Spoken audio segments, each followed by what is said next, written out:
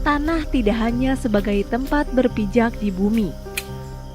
Bagi rakyat, terutama petani, tanah adalah sumber penghidupan yang membuat dapur mengepul, sumber untuk menyekolahkan anak-anaknya, dan masa depan yang bisa diwariskan.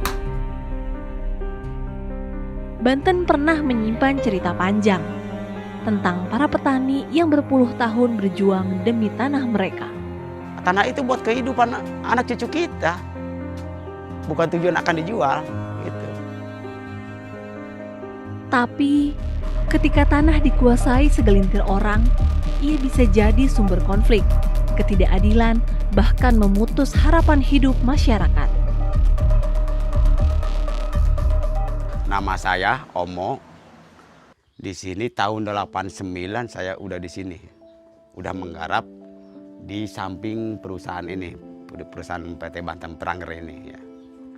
Tahun 89 kita sama keluarga saya, sama bapak saya, saudara-saudara saya berkumpul di situ di samping perusahaan, ada tanah nggak digarap sama perusahaan.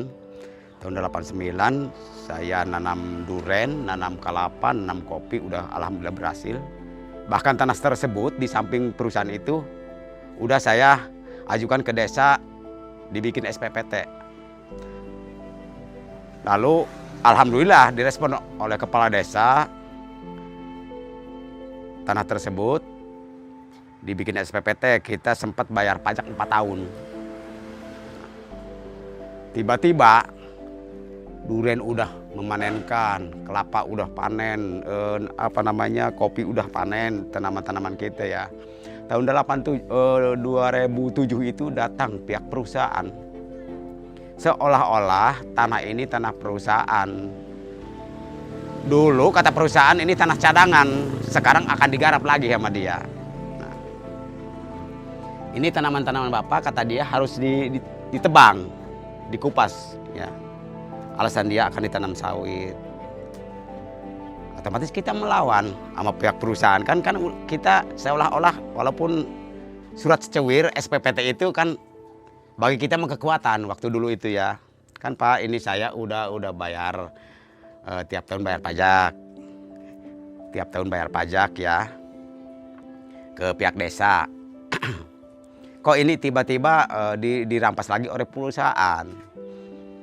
Kata perusahaan, ini mah dari dulu juga tanah perusahaan, gitu ya. Kok kenapa bisa di SPPT-an? Kan kita mengusulkan ke desa. Kata desa, ini bukan tanah perusahaan, tapi tanah namanya GG Desa. Jadi desa juga berwenang, kata dia ya. GG Desa, gitu. Ini mau tidak mau, tanaman bapak-bapak, kata pihak perusahaannya, harus ditebang.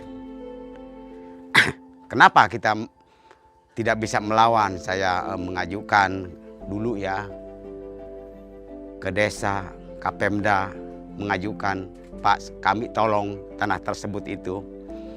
Tanah tersebut itu karena udah kami bayar pajak. Ya namanya orang Baduy ya, nggak ada yang menolong. Nah, akhir kemudian kata pihak perusahaan, udah ini mah harus nyingkir dari sini, dari lokasi ini. Jadi kita mengajukan kemana-mana, pokoknya tidak punya kemenangan lah, kalah, pokoknya kalah. Nah, kita menghindar keluar di areal perusahaan ya, keluar desa. Ketika tanah diambil tanpa adil, harapan ikut dirampas. Namun, petani tak menyerah. Iya, belum ada ketenangan, Bu. Belum ada ketenangan. Itu belum ada ketenangan. Masih bimbang. Berpuluh tahun lebih mereka bertahan, membangun organisasi, belajar hukum, memperkuat diri. Tapi perjuangan tidak pernah mudah. Ada tekanan, ada air mata, ada ketidakpastian. Pokoknya saya mau nanam apa saja itu jangan, kata dia. Selain tanaman jangka pendek. Tanaman kencur, jahe, selain itu jangan. Terus kita maksa kita uji coba melawan perusahaan. Saya menggerakkan ke anggota saya, coba kita dicoba nanam kayu keras, nanam kalabise, jabon ya, nanam mahoni, dicoba untuk melawan perusahaan. Pihak perusahaan itu sempat ya, pihak perusahaan sempat memanggil saya. Jadi kamu penggerak menanam kayu keras di lahan perusahaan, kata dia. Emang iya Pak? Emang kenapa? Ini harus dikupas lagi. Saya melawan. Saya yang nanam, ya. Kenapa saya yang ngupas? Kalau mau Bapak yang ngupas. Kata saya, pihak perusahaan, ya. Bapak yang menebang. Kan saya yang nanam. Masa iya tanaman saya ditebang sama saya? Kalau mau udah. Kan dia tidak berani. Tahun 2012 itu. 2012.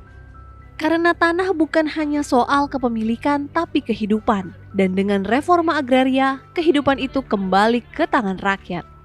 Atau peran saya mah ke pihak BPN itu syukur alhamdulillah. Karena kalau nggak sampai, walaupun petak-petak kita udah real, kalau nggak BPN turun ke lapangan, kayaknya sampai sekarang juga nggak bakalan keluar sertifikat ya. Udah ke lapangan, otomatis kata orang nggak bakalan lama lagi turun sertifikat. Kan pikiran saya juga udah berkembang dengan hati juga. Ya iyalah.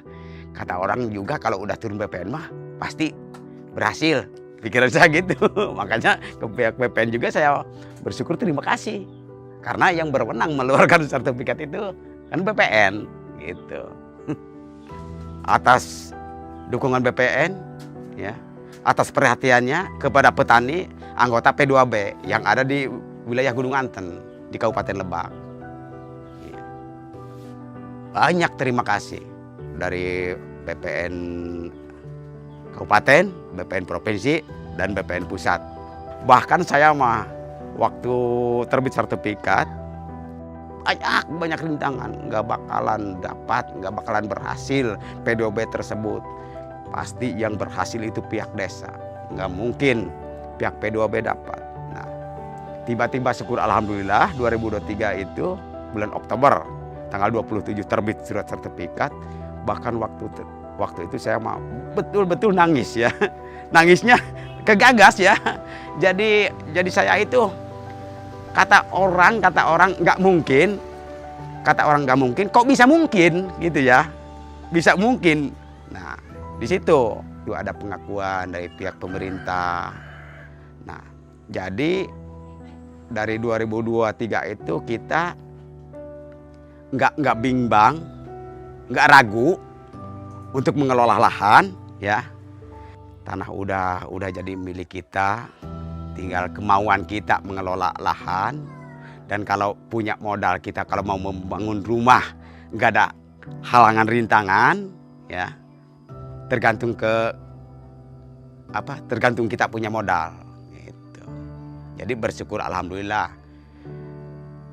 Sesudah redis, alhamdulillah organisasi mendirikan aras, mendirikan masjid, musola. Kita berjalan mendirikan tempat pembibitan demplot. Ya.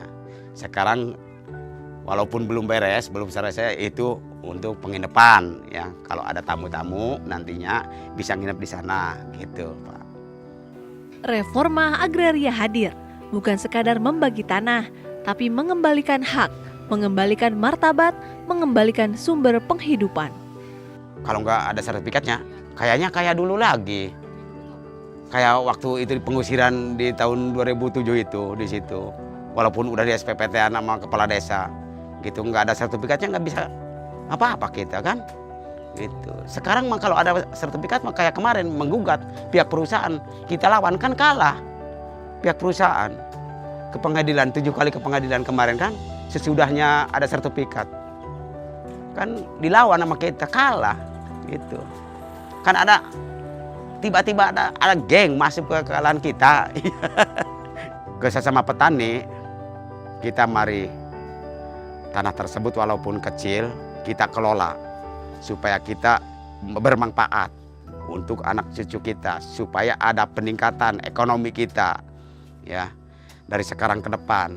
Mari kita kelola bersama-sama lahan tersebut, dimanfaatkan. Pokoknya dari